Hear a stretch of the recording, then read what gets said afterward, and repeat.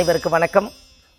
பாரம்பரிய திருவள்ளுவர் குல வம்சம் பிரசன்ன ஜோதிடர் சுபமாரிமுத்து திருப்பூரிலிருந்து இந்த பதிவு உங்களுக்காக. இன்றைக்கு ஆலயத்தினுடைய சிறப்புகளை பற்றி நம்ம இந்த புதிய சேனலில் சொல்கிறதுக்கு ஒரு பெரிய வாய்ப்பு. இதில் பாருங்கள், நம்ம ஆச்சரியமாக இருக்குது.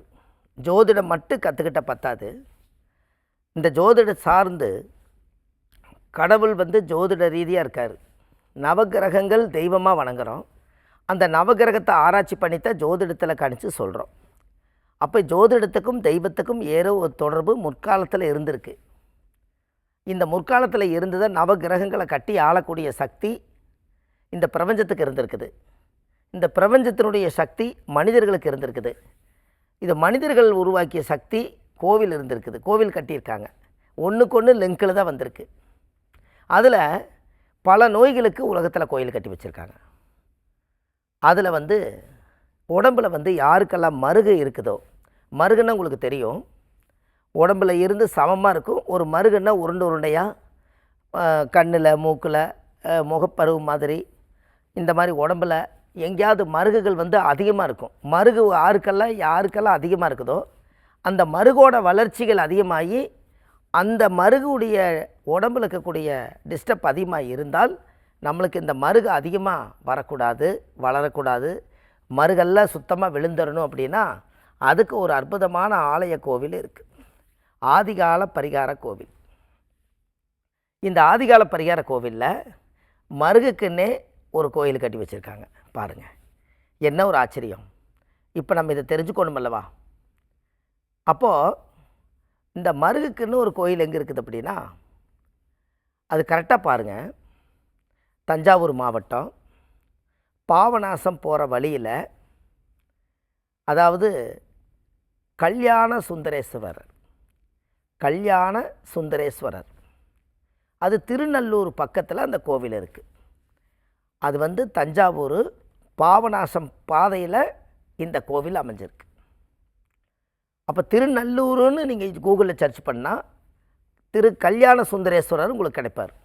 இந்த கல்யாண சுந்தரேஸ்வரர் கோயிலில் தான் அந்த சாமி ஈஸ்வர லிங்கம் இருக்கிறாரு. அந்த லிங்கத்தோட சிறப்பு என்னென்னு கேட்டிங்கன்னா, 5 விதமான நிறமாக மாறுறாரு. அப்படின்னா பாருங்களேன், ஒரு நாளைக்கே 5 விதமான நிறமாக மாறுறாரு. அந்த லிங்கத்தோட சக்தி, அந்த லிங்கத்துடைய பிரபஞ்ச சக்தி, இந்த பிரபஞ்சம் பஞ்சபூதத்தினுடைய சக்தியை அந்த லிங்கத்தில் போய் நம்ம பார்க்கலாம். 5 விதமான நிறம் மாறுறாருன்னா அது எப்படி இருக்குன்னு பாருங்கள். ஒரு இளஞ்சிவப்பு, அது ஒரு வெண்ணிறம், ஒரு கருநிறம், இப்படி பல விதமாக 5 பஞ்சபூதமாக அந்த கோவிலில் இருக்குது.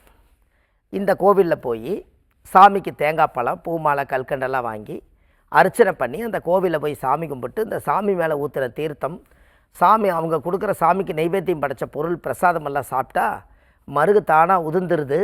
அந்த மருகு தோசை நிவர்த்தி ஆகுது. எப்படின்னு பாருங்கள். உடம்பில் இருக்கக்கூடிய எக்ஸ்ட்ரா பிட்டிங் தான் அதெல்லாம்.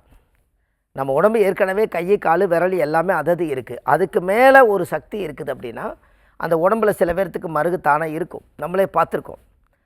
அந்த மருகு விழுகிறதுக்கு அந்த கடவுளை போய் வழிபட்டால் அது சரியாகுதா எப்படி?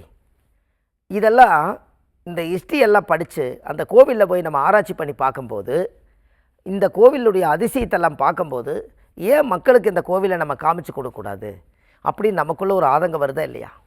எத்தனை பேருக்கு அந்த மருகு இருக்குது, எத்தனை பேருக்கு முகத்தை கெடுத்துருது. இப்போ ஒரு பொண்ணு இருக்காங்க, அந்த பொண்ணுக்கு முகம் பூரா மருகு, முகப்பருவு அதிகமாக இருந்து நம்மளுடைய முகத்தவே கெடுத்துருச்சுன்னா அவங்களுக்கு ஒரு நல்ல மாப்பிள்ளை கல்யாணம் பண்ணணுன்னு அவங்களுக்கு ஒரு ஆசாபாசம் இருக்கும். இந்த முகத்தில் போய் இந்த மருகு, இந்த பருவெல்லாம் போய் ரொம்ப சேர்ந்துருச்சுன்னா அந்த முகத்தை பார்த்து மாப்பிள்ளைக்கு பிடிக்கலைன்னா அந்த கல்யாணமே நின்று போயிருமல்லவா? அப்போ இவங்க முக்கியமாக அந்த கோயிலுக்கு போகணுமல்ல. அதே மாப்பிள்ளைக்கு இந்த மாதிரி மருகு இருந்து பொண்ணுக்கு பிடிக்கலைன்னா அந்த மருகெல்லாம் விழுந்து அவங்களோட முகம் நல்லா ஒரு தேஜஸ் ஐஸ்வர்யம் இருந்தால் தானே பொண்ணுக்கு மாப்பிள்ளை பிடிக்கும். அப்போ இதுக்கு கண்டிப்பாக கோயிலுக்கு போகணுமல்லவா? பாருங்கள், எது லிங்க் ஆகுது பாருங்கள். இதெல்லாமே அந்த காலத்தில் அகத்தின் அழகு முகத்தில் தெரியும்னு சொல்லுவாங்க. அந்த முகம் நல்லா இருந்தால், அகம் நல்லா இருந்தால் முகம் நல்லா இருக்குமா? இது என்ன ஐதீகம்? அகம் என்பது ஒரு வீடு. இந்த வீட்டோட அழகு லட்சணம் நல்லா இருந்தால் முக லட்சணம் நல்லா இருக்குங்கிறத முன்னோர்கள் பழமொழியாக அந்த காலத்தில் ஆதி காலத்தில் இதை சொல்லி வச்சுருக்காங்க. அது அகத்தின் அழகு முகத்தில் தெரியுமா? இந்த முகத்தில் தெரியறக்கு அங்கலட்சணமே வந்து ஆதி காலத்தில் இதை கணிச்சிருக்காங்க. அப்போ இந்த மருகு இருக்கக்கூடிய கோவில் பாருங்கள், எத்தனை கோயில் பாருங்கள். இதுக்கு முன்னாடி நம்ம பேசுனது வயிற்றில் கட்டி இருக்கான்னு பார்த்தோம், லிவருக்கு பார்த்தோம், கிட்னிக்கு பார்த்தோம், ரத்த சுத்தப்படுத்துறதுக்கு பார்த்தோம், காய்ச்சலுக்கு பார்த்தோம், வலுப்புக்கு பார்த்தோம், ஃபிக்ஸுக்கு பார்த்தோம். இப்படி ஒவ்வொரு நோய்களுக்கும் இந்த உலகத்துக்கு இந்த பதிவை நம்ம கரெக்டாக போட்டு வச்சிட்டோம்னா அடுத்த தலைமுறைக்கு இந்த கோவில் எங்கே இருக்குது, இது எந்த ஊரில் இருக்குது, இது எந்த கிராமத்துக்குள்ளே இந்த கோயில் கட்டி வச்சுக்கிறாங்கன்னு தெரிஞ்சால் அடுத்தடுத்து ஒரு 21 தலைமுறைக்கு இந்த கோவில் கரெக்டாக போய் சேரும். அந்தந்த மக்களுக்கு என்னென்ன பிரச்சனையோ அந்த பிரச்சனைக்கு அங்கே போய் நல்லபடியாக குணமடைஞ்சு அவங்க அடுத்த வேலையை பார்ப்பாங்க. அப்போ உங்களுக்கு பிரச்சனை இல்லைன்னா கடவுளுக்கு அர்ச்சனை இல்லை. அப்போ கண்டிப்பாக நம்ம போகணுமா போகக்கூடாதா நினச்சி பாருங்கள். இது தெய்வீகமான ஒரு சக்தி. இது யாருக்குமே தெரியாத ஒரு விஷயங்களை இந்த உலகத்துக்கு இப்போ கோவில் எல்லாமே என்ன காலையில் எந்திரிச்சோன்னே ஒரு நோயை பற்றி சொல்கிறாங்களேன்னு எந்த ரூபத்திலையுமே எடுத்துக்காதீங்க. மனிதனுக்கு நோய்ங்கிறது இயற்கையாக எப்போ வேணாலும் சொல்லாமல் வர்றது அது ஒன்று தான். சொல்லிட்டு வர்றது உரமனைகள், சொல்லாமல் வர்றது உரமனையும் கூட இப்போ சொல்லாமல் தான் வருவாங்க. திடீர்னு வருவாங்க மனசுக்கு தோணுச்சுன்னா. அதுபோல் உடம்புல தான் அது அப்படி இருக்கும். அதுக்கெல்லாம் நீங்கள் ஒரு டைரி போட்டு, ஓ இப்படி ஒரு கோவில் இந்த நோய்க்கு இருக்குதுன்னு சொல்கிறாங்களே, ஒரு நாளைக்கு இந்த கோயிலுக்கு நம்ம போய் இந்த மருகு இருக்கிறவங்களுக்கு நம்ம அந்த கோயிலில் போய் ஒரு வேண்டுதல் வச்சுட்டு சாமிக்கு ஒரு பிரசாதம் கொடுத்துட்டு ஒரு நிவேத்தியம் பண்ணிட்டு வரலான்னு உங்களுக்கு ஒரு எண்ணம் தோணும் அல்லவா? ஏன்னா எல்லாத்துக்குமே வைத்தியம் கிடைக்குன்னு நினைக்காதீங்க. எதில் போய் வந்தாலும் கடவுளை கும்பிட்டுங்கன்னு ஏன் சொல்லிட்டு வைத்தியம் பார்க்குறாங்க? கடவுளை கும்பிட்டுங்கன்னு சொல்லும் போதே அவர் பெரியவராக இருக்கார். நம்மக்கிட்ட விஞ்ஞானம் அதிகமாக இருக்கலாம், அறிவு அதிகமாக இருக்கலாம், கல்வி அதிகமாக இருக்கலாம், நம்மளால் வைத்தியத்தில் குணப்படுத்த முடியுங்கிற தன்னம்பிக்கை அதிகமாக இருக்கலாம். ஆனால் அவரும் கூட காலையில் எழுந்திரிச்சு கடவுளை வணங்கிட்டு தான் தொழில் ஆரம்பிக்கிறாங்க. ஏன்? செய்யும் தொழிலே தெய்வம். அப்போ காரணம் என்ன? காலையில் எழுந்திரிச்சோன்னே அவங்கவுங்க படித்த விஷயத்தை இந்த உலகத்துக்கு கொடுக்க வேண்டியது நம்மளோட கடமை. இப்போ நமக்கு அந்த யோகத்தை கொடுத்ததுனால இந்த உலகத்துக்கு ஒவ்வொரு கோவில்களும் இதை முன்னோர்கள் கட்டி வச்சுக்கிறாங்களே, இதனுடைய மூலாதாரத்தை எடுத்து பார்த்தா மன்னர்கள் ஆட்சியில் கட்டியிருக்காங்க, ராஜாக்கள் ஆட்சியில் கட்டியிருக்காங்க, ஜமீனுடைய ஆட்சியில் கட்டியிருக்காங்க. இவங்கெல்லாம் வந்து ஆதி காலத்தில் சாதாரணமாக சும்மா இல்லை, ஒரு புனிதமான வேலையை ஆரம்பிச்சுட்டு பல வருஷங்கள் கும்பாபிஷேகத்துக்காக காத்துட்டு இருந்திருக்காங்க. அந்த கும்பாபிஷேகம் நிறைவடையும் போது அந்த குடும்பத்துக்கு அந்த பாரம்பரிய தோஷம் நிவர்த்தி ஆகுது. அப்போ அவங்கவுங்களுடைய வம்சத்துலேயும் கூட அந்த கர்மா சுத்தமாகும். இத்தனைக்கும் நீங்கள் வந்து கண்டிப்பாக கல்யாண சுந்தரேஸ்வரர் போய் பார்த்துட்டு வாங்க. இந்த கோவில் வந்து நல்லபடியாக சொல்லியிருக்கேன். அது வந்து பாபநாசம் போகிற வழியில் தஞ்சாவூர் பக்கத்தில் பாபநாசம் எல்லாமே கும்பகோணம் எல்லாமே பக்கம் தான். அதுக்கு பக்கத்தில் தான் இந்த கோவில் அமைஞ்சிருக்கு. வாழ்க்கையில் ஒரு முறை நீங்கள் பார்த்துட்டு வாங்க, நல்லதே நடக்கும் என்று சொல்லி இந்த ஆதிகால பரிகார புத்தகம் எழுதியிருக்கேன். இந்த புத்தகத்தில் A4 சைஸு 1736 பரிகாரங்கள் கொண்ட மிகப்பெரிய புத்தகம். இது வந்து உங்களுக்கு வந்து ஆன்லைன்லேயே கிடச்சிரும். 2 நாளில் கீழே போயிட்டு இருக்க நம்பருக்கு கால் பண்ணிங்கன்னா 2 நாளில் இது நீங்கள் வீட்டிலே வாங்கிக்கலாம். இது இல்லாமல் நம்ம ஜோதிடம், ஜாதகம், பிரசன்னம் எல்லாமே நம்ம பார்க்குறோம். சென்னையில் வடபழனி முருகன் கோயில் தெப்பக்குளம் வாசல்லையே நம்ம ஜோதிட அலுவலகம் இருக்குது. நம்ம அங்கே தான் நம்ம ஜாதகம் பார்க்குறோம். இது இல்லாமல் மற்ற தினங்கள் திருப்பூரில் பார்க்குறோம்.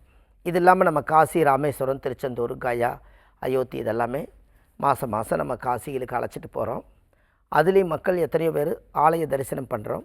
இது இல்லாமல் நம்ம ஜோதிட வகுப்புகள் நிறைய எடுத்துகிட்ருக்கோம். ஆண்களுக்கு ஒரு பேட்ச் முடிஞ்சது, இப்போ பெண்களுக்கு இப்போ ஒரு பேட்ச் போயிட்டுருக்கு. அதில் 108 பேருக்கு பெண்களுக்கு வந்து இப்போ வகுப்பு சேர்க்கை நடைபெற உள்ளது. இதில் யார் வேணால் ஜோதிடர் ஆகலாம். நீங்களும் உங்களை பற்றி தெரிஞ்சுக்கலாம். ஜோதிடராக இருந்து மக்களையும் நீங்கள் வழிகாட்டலாம். அதுக்கு அற்புதமான ஒரு பயிற்சி, ஆதிகால பரிகார ஜோதிட பயிற்சி நடக்குது. யார் வேணாலும் இதில் வந்து நீங்கள் கற்றுக்கிறக்கு உங்களுக்கு முழு உரிமையை நம்ம கொடுத்துருக்கோம். இது இல்லாமல் நம்ம வள்ளுவர் வாக்குடு யூடியூப் சேனல் இருக்குது. இதில் வந்து சுப மாரிமுத்துன்னு யூடியூப்பில் போட்டிங்கன்னா ஆயிரக்கணக்கான பதிவுகள் கொடுத்துருக்கேன். எல்லா முழு விவரம் தெரிஞ்சுக்கிறதுக்கு கீழே போயிட்டு இருக்கிற நம்பருக்கு கால் பண்ணுங்கள். நல்லதே நடக்கும் என்று சொல்லி பாரம்பரிய திருவள்ளுவர் குல வம்சம் பிரசன்ன ஜோதிடர் சுப மாரிமுத்து. வாழ்வது ஒரு முறை, வாழ்த்தட்டும் தலைமுறை. நன்றி, வணக்கம்.